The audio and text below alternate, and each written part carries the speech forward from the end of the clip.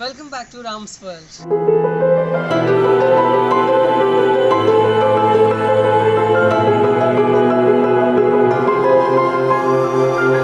നമ്മളെല്ലാവരും പല രീതിയിലുള്ള മുട്ടക്കറി കഴിച്ചിട്ടുണ്ടാവും. ഇത് നമ്മൾ ഉണ്ടാക്കാൻ പോകുന്നത് ഒരു നാടൻ രീതിയിലുള്ള മുട്ടക്കറിയാണ്. നമുക്കിത് ഉണ്ടാക്കുന്നത് എങ്ങനെയാണെന്ന് നോക്കാം. നമുക്കിതിനാവശ്യമായ സാധനങ്ങൾ എന്തൊക്കെയാണെന്ന് ആദ്യം തന്നെ നോക്കാം. 4 കോഴിമുട്ടയാണ് ഞാനിവിടെ എടുത്തിരിക്കുന്നത്. ഒരു തേങ്ങയുടെ പാതി ഭാഗം നമുക്ക് ആവശ്യമാണ്. അരമുടി തേങ്ങ ഞാനിവിടെ ചിരവി മാറ്റി വെച്ചിട്ടുണ്ട്. അതിലേക്ക് നമ്മൾ 1/2 ടീസ്പൂൺ ജീരകം ചേർത്ത് അത് മാറ്റി വയ്ക്കാം. ഒരു വലിയ സവാളയും ഒരു വലിയ തക്കാളിയും എടുത്തിട്ടുണ്ട്. അത് നമുക്ക് നല്ലപോലെ കട്ട് ചെയ്ത് മാറ്റി വയ്ക്കാം. അത്യാവശ്യം വലുതായിട്ട് തന്നെയാണ് നമ്മൾ രണ്ടും മുറിച്ചിരിക്കുന്നത്. ചെറിയൊരു സവാളയും ഒരു മീഡിയം സൈസുള്ള ഒരു പച്ചമുളകും ആവശ്യമാണ്. രണ്ടും നല്ല രീതിയിൽ കട്ട് ചെയ്ത് മാറ്റി വയ്ക്കാം.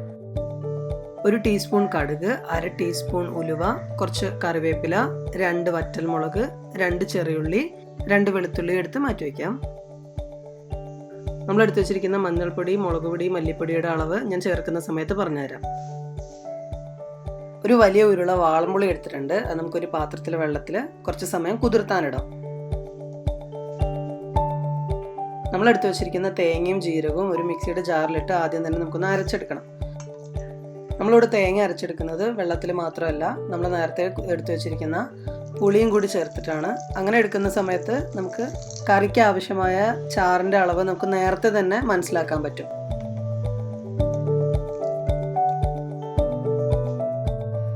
തേങ്ങ ഇതുപോലെ നല്ല രീതിയിൽ അരച്ചിട്ടുണ്ട്. നമ്മളതൊരു പാത്രത്തിലേക്ക് മാറ്റി ബാക്കിയുള്ള പുളിയും ചേർത്ത് നമ്മുടെ കറിക്ക് ആവശ്യമായ ചാറ് എത്രയാണ് അളവ് എന്ന് വെച്ചാൽ നമുക്കതിപ്പോൾ തന്നെ എടുത്ത് മാറ്റി വയ്ക്കാം. ഇതിലേക്കാണ് നമ്മൾ ഓംലെറ്റ് ഉണ്ടാക്കി ചേർക്കുന്നത്. അതുകൊണ്ട് ചാറിൻ്റെ അളവ് ഒട്ടും കുറഞ്ഞു പോകരുത്, ഒട്ടും കട്ടി കൂടുതലായും പോകരുത്. നമ്മളിത് കുക്ക് ചെയ്യാൻ തുടങ്ങുന്ന സമയത്ത് ഇതിൻ്റെ കട്ടി കുറച്ചുകൂടി കൂടി വരും. അതുകൊണ്ട് കുറച്ച് ലൂസായിട്ട് തന്നെ ഉണ്ടാക്കി വയ്ക്കാം. വളരെ ചെറുതായിട്ട് കട്ട് ചെയ്ത് വെച്ചിരിക്കുന്ന സവാളയും പച്ചമുളകും നമുക്കൊരു പാത്രത്തിലേക്ക് മാറ്റി അതിൽ നമുക്ക് മുട്ടയ്ക്ക് ആവശ്യമായ ഉപ്പ് മാത്രം ചേർത്ത് കൊടുക്കാം. ഒരു സ്പൂണോ ഫോർക്കോ ഉപയോഗിച്ച് നമുക്കിതൊന്ന് ഇളക്കി കൊടുക്കാം.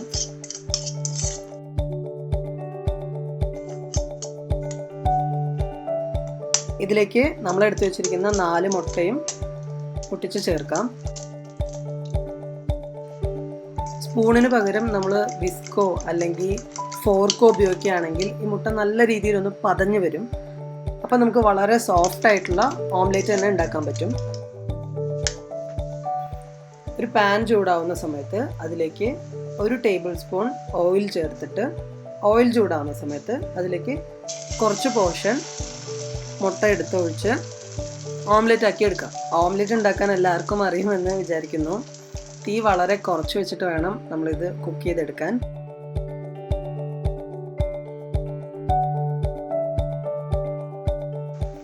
നമ്മളിത് മറിച്ചിടുന്ന സമയത്ത് എങ്ങാനും മുറിഞ്ഞു പോവുകയാണെങ്കിൽ കുഴപ്പമൊന്നുമില്ല. കാരണം നമ്മളിത് കട്ട് ചെയ്താണ് എടുക്കാൻ പോകുന്നത്. സോ ഇത് ആദ്യം തന്നെ ഓംലേറ്റ് ഉണ്ടാക്കി അതിൽ മുറിച്ച പീസുകളാണ് നമ്മൾ ചാറിലേക്ക് ചേർത്ത് നമ്മുടെ കറി ഉണ്ടാക്കുന്നത്.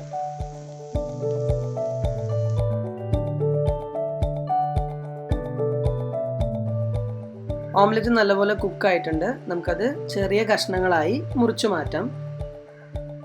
ബാക്കിയുള്ള മുട്ടയും ഇതുപോലെ തന്നെ പാനിലിട്ട് ഓംലേറ്റ് ആക്കി ചെറിയ പീസാക്കിയിട്ട് നമുക്ക് കട്ട് ചെയ്ത് ഒരു പ്ലേറ്റിലേക്ക് മാറ്റി വയ്ക്കാം. ഇനി നമുക്ക് കറി ഉണ്ടാക്കുന്നതിനായി ഒരു വലിയ പാൻ ചൂടാവുന്ന സമയത്ത് അതിലേക്ക് 2 ടേബിൾ സ്പൂൺ വെളിച്ചെണ്ണ ചേർക്കാം. എണ്ണ ചൂടാവുന്ന സമയത്ത് അതിലേക്ക് നമുക്ക് 1 ടീസ്പൂൺ കടുക് ചേർത്ത് കൊടുക്കാം. സമയം ഇപ്പോൾ 1:15. ഇവിടുത്തെ കോഴി സകല സമയം കൂടിക്കൊണ്ടിരിക്കുകയാണ്.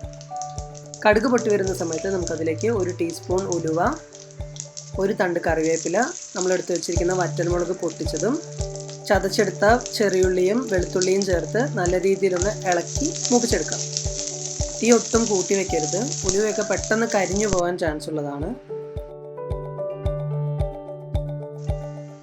ഇതിലേക്ക് നമ്മൾ മുറിച്ച് വെച്ചിരിക്കുന്ന സവാള ചേർത്ത് ഒന്നുകൂടി ഒന്ന് ഇളക്കി കൊടുക്കാം. നമ്മളുണ്ടാക്കുന്ന കറിയിൽ സവാള നമ്മൾ വഴറ്റിയിട്ടല്ല ഇടുന്നത്, സവാള വേവിച്ചെടുക്കുകയാണ് ചെയ്യുന്നത്. സവാള വേവിച്ചെടുക്കുമ്പോൾ അതിൻ്റെ ടേസ്റ്റ് വളരെ വ്യത്യസ്തമാണ്. ഇതിലേക്ക് നമ്മൾ മുറിച്ച് വെച്ചിരിക്കുന്ന തക്കാളി ചേർത്ത് കൊടുക്കാം. നേരത്തെ പറഞ്ഞതുപോലെ ഇതൊന്നും വഴറ്റിയെടുക്കുകയല്ല, ചെറുതായിട്ടൊന്ന് ചൂടാക്കി എടുക്കുകയാണ് ചെയ്യുന്നത്. 2 മിനിറ്റ് കഴിയുന്ന സമയത്ത് നമുക്കിതിലേക്ക് 1/2 ടീസ്പൂൺ മഞ്ഞൾപ്പൊടി, 1/2 ടീസ്പൂൺ മുളക് പൊടി, 2 ടേബിൾ സ്പൂൺ മല്ലിപ്പൊടി ചേർത്ത് കൊടുക്കാം. ഒരു നാടൻ രീതിയിലുള്ള മുട്ടക്കറിയാണ് നമ്മൾ ഉണ്ടാക്കുന്നത്. അതുകൊണ്ട് ഇത് നല്ല രീതിയിൽ വഴറ്റിയെടുക്കേണ്ട ആവശ്യമൊന്നുമില്ല. നമ്മൾ കറി വേവിച്ചെടുക്കുന്ന സമയത്ത് തന്നെ ഇതിൻ്റെ പച്ചമണം എല്ലാം മാറിക്കോളും. ചാറിനായി നമ്മൾ നേരത്തെ എടുത്ത് വെച്ചിരിക്കുന്ന തേങ്ങയും പുളിയും ചേർത്ത വെള്ളം നമ്മൾ ഇതിലേക്ക് ചേർത്ത് കൊടുക്കാം. ഇതിലേക്കാണ് നമ്മൾ മുട്ടയും കൂടി ചേർക്കുന്നത്. അതുകൊണ്ട് കറിക്ക് ആവശ്യമായ ചാറിൻ്റെ അളവ് ഏകദേശം ഈ സമയത്ത് മനസ്സിലാക്കാൻ പറ്റും. അത് കുറവാണെങ്കിൽ വെള്ളം നമുക്ക് ഈ സമയത്ത് ചേർത്ത് കൊടുക്കാം. ഇത് നല്ല രീതിയിലൊന്ന് ഇളക്കി അടച്ചിട്ടാണ് നമ്മൾ വേവിക്കാൻ പോകുന്നത്.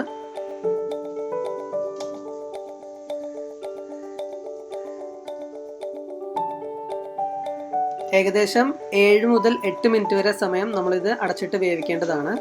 കറിയിലേക്ക് ആവശ്യമായ ഉപ്പ് നമുക്ക് ഈ സമയത്ത് ചേർത്ത് കൊടുക്കാം. ഉപ്പ് നേരത്തെ ചേർക്കുകയാണെങ്കിലും വളരെ നല്ലതായിരിക്കും. കുറച്ച് പേര് എന്നോട് ചോദിച്ചിരുന്നു ഞാൻ ഉപയോഗിക്കുന്ന ഉപ്പിൻ്റെ കളറിൻ്റെ വ്യത്യാസം എന്തുകൊണ്ടാണെന്ന്. ഞാനിവിടെ ഉപയോഗിക്കുന്നത് റോക്ക് സാൾട്ട് ആണ്. നമ്മൾ കടയിൽ നിന്ന് വാങ്ങിക്കുന്ന സാധാരണ ഉപ്പിനെ അപേക്ഷിച്ച് ഇത് കുറച്ചുകൂടി ന്യൂട്രീഷൻ കണ്ടൻറ്റ് കൂടുതലുള്ളതാണ്. അതായത് നമ്മൾ ഉപ്പ് തിന്നാൽ വെള്ളം കുടിക്കും എന്നൊക്കെ പറയുന്നത്, ഈ ഉപ്പ് തിന്നാൽ വെള്ളത്തിൻ്റെ കുടിക്കുന്ന അളവ് കുറവായിരിക്കും. അതായത് ഡീഹൈഡ്രേഷൻ കുറവായിരിക്കും. അതായത് നമ്മുടെ ശരീരത്തിനകത്തുള്ള വെള്ളം പുറത്തേക്ക് പോകുന്നത് കുറവായിരിക്കും. നമ്മൾ കറിയിൽ ചേർത്തിരിക്കുന്ന സവാള നല്ലപോലെ വെന്തിട്ടുണ്ടെങ്കിൽ നമുക്കതിലേക്ക് മുട്ട ചേർത്ത് കൊടുക്കാം. നമ്മൾ ചേർത്ത മുട്ട ചാറിൽ മുഴുവനായി മുങ്ങിയിരിക്കാൻ ചെറുതായി ഒന്ന് ഇളക്കി കൊടുക്കാം. ഇളക്കാൻ കുറച്ച് പ്രയാസമായിരിക്കും, കാരണം കുറച്ച് കട്ടിയിൽ ചാറ് കിട്ടുന്നതിനുള്ള വെള്ളം മാത്രമേ ഞാൻ കറിയിലേക്ക് ചേർത്ത് കൊടുത്തിട്ടുള്ളൂ. ഓരോരുത്തർക്കും അവരുടെ ആവശ്യാനുസരണം വെള്ളത്തിൻ്റെ അളവ് കൂട്ടുകയോ കുറയ്ക്കുകയോ ചെയ്യാവുന്നതാണ്. മീഡിയം ഫ്ലെയിമിൽ ഒരു 10 മിനിറ്റ് സമയത്തേക്ക് നമുക്കിത് അടച്ചിട്ട് ഒന്ന് വേവിക്കാം. സാധാരണ നമ്മൾ കഴിച്ചിട്ടുള്ള മുട്ടക്കറികളെയൊക്കെ അപേക്ഷിച്ച് ഇതിൻ്റെ ടേസ്റ്റ് വളരെ വ്യത്യസ്തമാണ്. നമ്മൾ ചേർത്ത് കൊടുത്തിരിക്കുന്ന ഉലുവയുടെയും മല്ലിപ്പൊടിയുടെയും എല്ലാം ടേസ്റ്റ് നമുക്ക് പ്രത്യേകം തന്നെ ഈ കറി കഴിക്കുന്ന സമയത്ത് വേർതിരിച്ചറിയാൻ പറ്റും. ബോൺ അപ്പറ്റീറ്റ്! അപ്പോൾ നമ്മുടെ നാടൻ സ്റ്റൈലിലുള്ള മുട്ടക്കറി റെഡി ആയിട്ടുണ്ട്. നമ്മുടെ വീട്ടിലെല്ലാം അവൈലബിൾ ആയിട്ടുള്ള വളരെ കുറച്ച് സാധനങ്ങൾ മാത്രമേ നമ്മളിതിൽ യൂസ് ചെയ്തിട്ടുള്ളൂ. സോ ഇടയ്ക്കൊക്കെ ഉണ്ടാക്കി നോക്കാം. നിങ്ങളുടെ അഭിപ്രായങ്ങൾ കമൻറ്റ് ബോക്സിൽ അറിയിക്കണം. അടുത്തൊരു വീഡിയോയുമായി വീണ്ടും കാണാം.